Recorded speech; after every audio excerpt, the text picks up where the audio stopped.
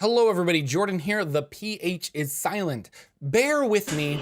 Let's just push that right out of here. Let's talk Counterspell. What's going on, folks? Ted from Immersion here. And there's a certain video going around from a friend of mine named Jordan, all about how he hates Counterspell. Counterspell sucks. Let's get rid of it. Let's change it. Well, I'm here to be the opposite side of that Counterspell war. And I'll tell you, I like Counterspell. I don't really have a problem with it. A lot of people do. I'm going to walk you through a little bit about my thoughts on it, how it was done in the past, why it's done the way it is, and a couple ways to maybe make it a little bit more interesting, and maybe why you can get on my team. Team Ted, Team Counterspell. So let's go ahead and go to D&D Beyond, and let's look at Counterspell for the start, and then let's what does it actually do, okay? Third level spell is a reaction to cast. The trigger for the reaction is which you take when you see a creature within 60 feet of you casting a spell. You attempt to interrupt a creature in the process of casting a spell. If it's third level or lower, equal to the counter spell, it's dispelled, no effect. If it's of a fourth level or higher, you need to make a check, DC 10 plus the spell's level. There's an ant on my table, sorry about that. On a failed check, if you succeed, then the spell is gone. If you cast it out of higher levels, it basically counters whatever it is. So if they cast a fourth level spell and you cast a fourth level counter spell out of here, then it counters it automatically, right? So obviously you could counter at a ninth level counter spell will cancel any other spell. So that's how it works. And you can see that it is available for Sorcerer, Warlock, Wizard, and certain Paladin oaths. So that's how it works. Why do people not like Counterspell? A lot of the big arguments that I hear is it slows down the game, it bogs down the game, it's not fun.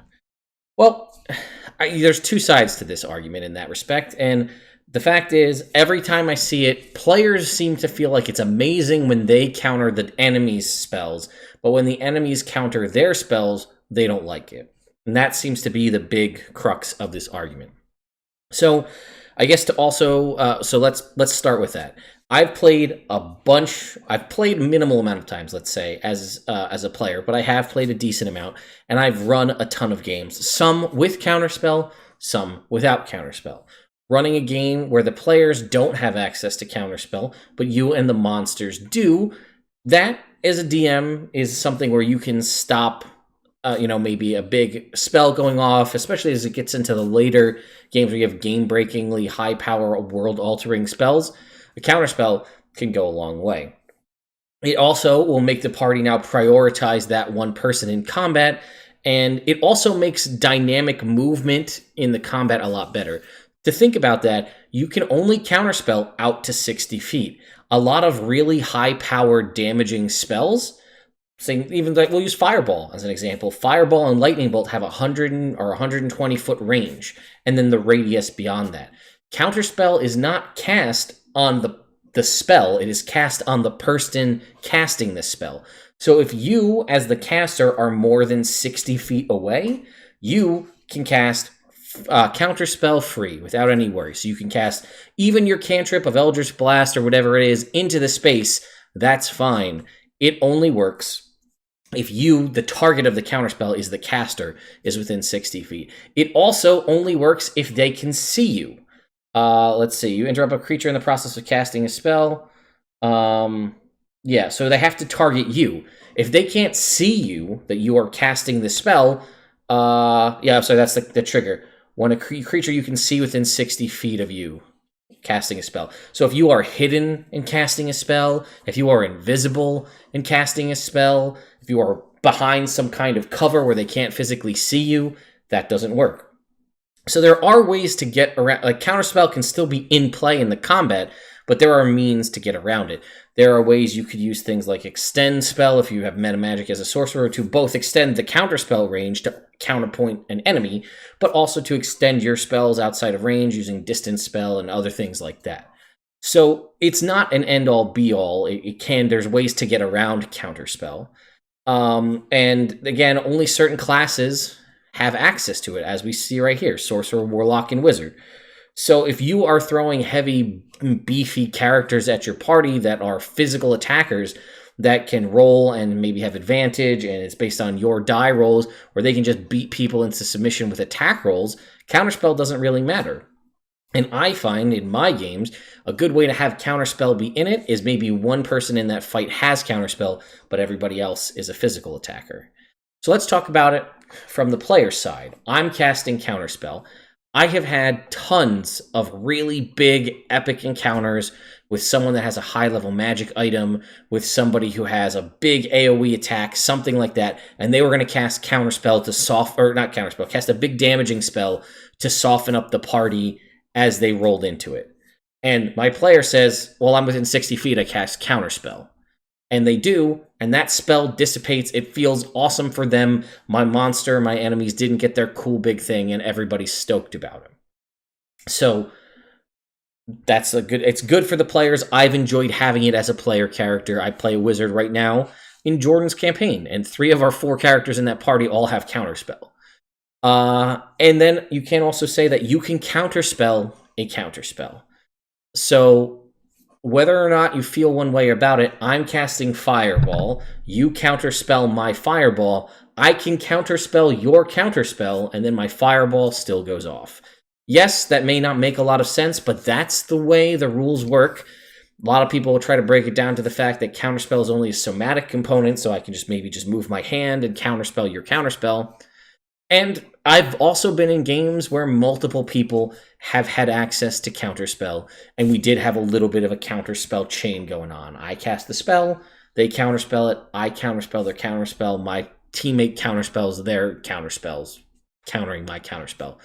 And honestly, it didn't really slow the game down that much. Maybe it's because I'm playing with players that are very understandable of the 5th edition rule set and know how it works, but yeah, it might be just an exchange of counterspell to counterspell, and then it just ticks off spell slots.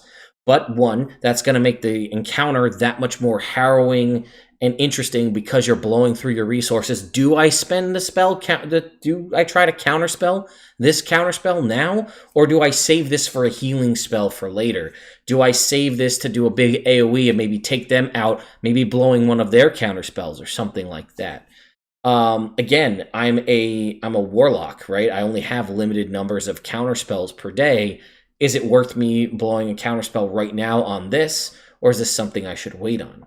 Do I know that it's a cantrip that they're casting? Do I want to counterspell a cantrip? How does that work? So, in my opinion, it never really slows my games down too much. The only time I've ever seen games slow down is when someone debates on whether or not they should counterspell and they don't pull the trigger. That's the slowdown, in my opinion. Should I counterspell? I don't know. And then they go, what do you guys think? And then they ask the table, should I counterspell? I don't know. What are your thoughts? You're in combat in a real scenario in this game. You're in combat. You don't have time to defer to your party of whether or not you cast counterspell. You make the decision. I cast counterspell. I'm doing it. It happens, right? That's it. It moves on. The only other time, again, that there's a little bit of slowdown is what level do you cast the counterspell at? Do I, as the player, say, you know what, I'm not going to risk it. I cast it at 7th level. Okay. See the last episode of Critical Role Campaign 1 for the most clutch ever counterspell in the history of counterspells, at least as far as I know, as a perfect example of a moment that is continually talked about to this day as how amazing, epic character moment counterspell being used in that scenario. And I'll have, I'll put a link in the description if you want to go and check out that episode. So that's my thoughts on Counterspell. I have the link here if you want it to the Sage Advice Compendium. I thought I had it open. I do. It's right here, where it explains that you can counterspell. That's this article right here about Cornelius the Wizard. So if you were curious about that. So, a couple other things about Counterspell. Let's talk real quick about how they used to do it back in 3.5 and probably why they went to where we're at in 5e, because I'd say you could use 4e as an example, but let's be honest, 4e was drastically, for better or worse, drastically different, and 3.5 and 5e are more similar than either one is to 4. So the way Counterspell worked in 3.5 is there was no Counterspell spell. you counterspell the spell by casting the same spell. So you would make a spellcraft check, which the best example I can give to you for a correlation would be an Arcana check. So you are going to cast Cone of Cold.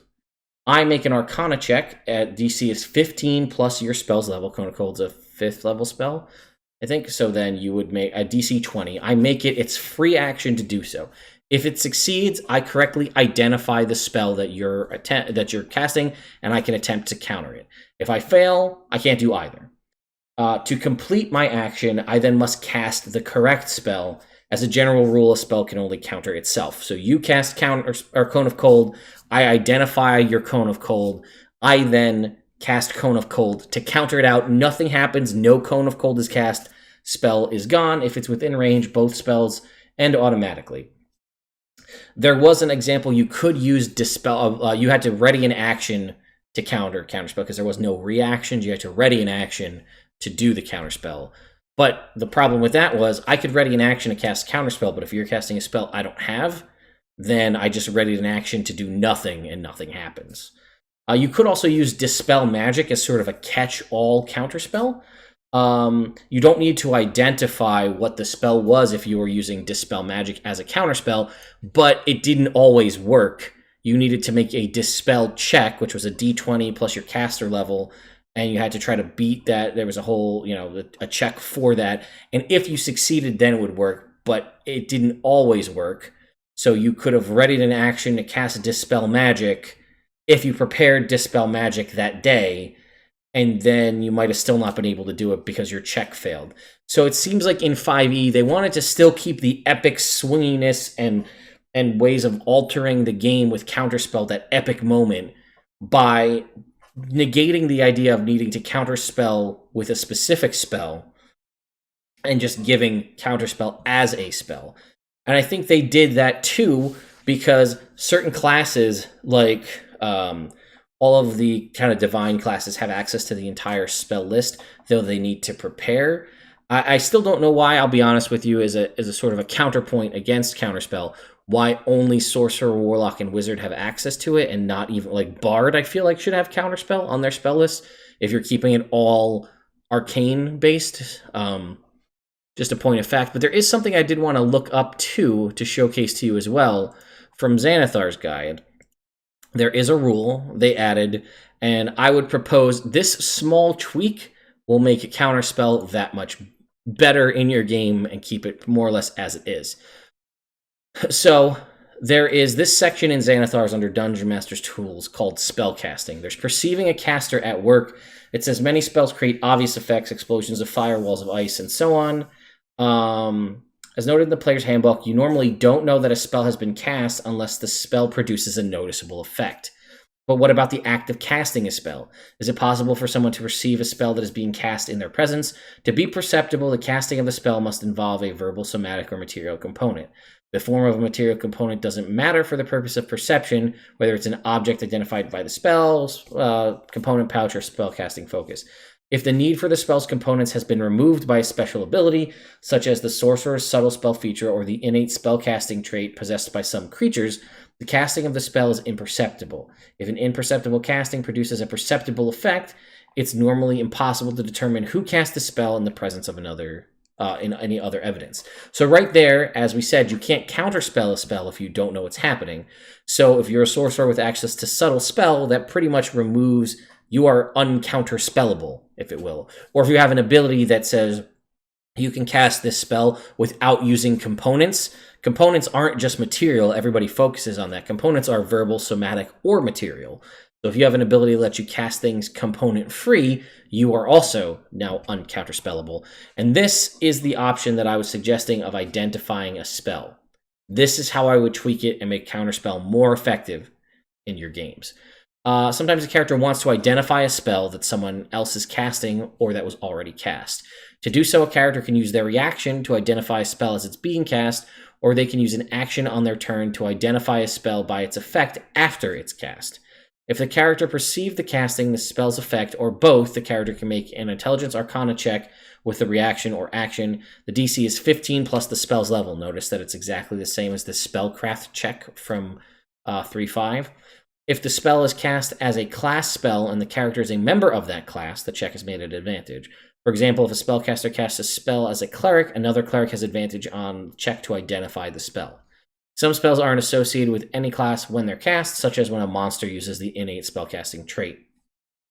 This intelligence arcana check represents the fact that identifying a spell requires a quick mind and familiarity with the theory and practice of casting. This is even true for a character whose spellcasting ability is wisdom or charisma. Being able to cast spells doesn't by itself make you adept at deducing exactly what others are doing when they cast their spells. So my point is, this is a cool feature, but it's absolutely useless as it's written. I can use my reaction to identify the spell you're casting, and then you still cast it. It doesn't change anything. So the way I would do this is allow this ability here to also be a function that, like, if you choose to do this and you succeed, then you could cast Counterspell or some function like that. So that way I know, oh, hey, I'm making this check to identify what spell you're casting. I'm also locking myself into casting Counterspell and using my reaction at this point. So I'm going to make an attempted Arcana check to identify the spell you're casting. I succeed. I now know what level your spell, what spell you're casting, first of all, and what level it is. So then I can accurately make my counterspell. But I think you should lock the person into it. I'm going to cast counterspell first. I'm going to try to identify it. I fail. It doesn't work. I'm going to just do counterspell as it's written in the book. Counterspell at 3rd level or whatever it is. And then I hope I get it or I make my roll. Or I succeed on my check. I now identify, okay, they're casting a 7th level spell. I can use my 7th level spell to counterspell, or I can try to chance it, use a lower spell slot, and roll. That may add a little bit to the slowdown of the game, but I think everybody would feel better if they can still use the counterspell as it's written with the minimal amount of changes, but let them identify the spell up front to make it so that if you want to gamble with a lower slot, you can. If you want to blow a higher level slot, you can. Lastly, I wanted to jump over to Mike over at Sly Flourish had an article from way back in July of 2016 called Making Counterspell Awesome. And if you read through this article, I'll summarize it for you. Nowhere in here does he say, cut out Counterspell entirely. He says, make it cool. And I think that's another problem, and I'm guilty of this myself, is where it says right here, the way we're used to running Counterspell is to simply say nope. And that's when, like, I cast Fireball. No, you don't. Counterspell. That's boring as hell. And I will agree with you there. They're saying, and using Harry Potter as an example, how to use it and make it awesome. Okay? Let's talk about Harry Potter. Remember all those wizard duels between Potter, Voldemort, and so on?